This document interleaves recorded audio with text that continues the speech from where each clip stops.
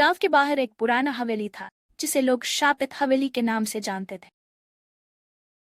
हवेली में सालों से कोई नहीं गया था क्योंकि कहा जाता था कि वहां जो भी गया वह वापस नहीं लौटा।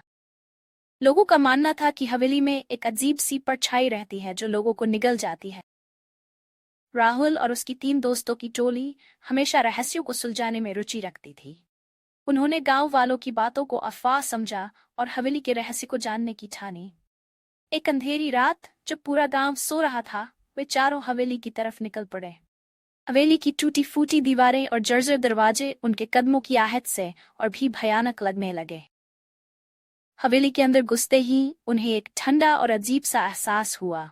चारों तरफ धूल और मकड़ियों के जाले लगे थे। अचानक एक दरवाजे की चमड़ाहट हुई और वे सभी चौंक गए। राहुल ने दोस्तों को साहस दिया और कहा, यह बस पुरानी हवेली है, डरने की कोई बात नहीं। लेकिन जैसे ही वे आगे बढ़े, उन्हें एक बड़ी परछाई नजर आई। वह परछाई धीरे धीरे बढ़ने लगी और उनकी ओर बढ़ने लगी।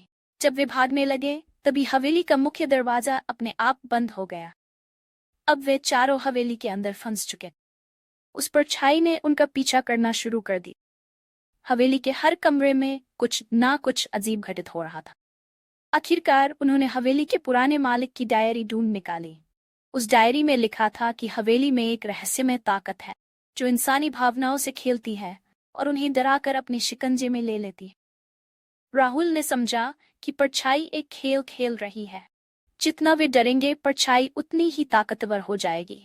राहुल ने दोस्तों को हिम्मत दी और कहा कि उन्हें इस परछाई का सामना करना होगा। उन्होंने खुद को शांत किया और परछाई का सामना किया। जैसे ही उन्होंने अपने डर को काबू में किया, परछाई कमजोर पड़ने लगी और आखिरकार गायब हो गई।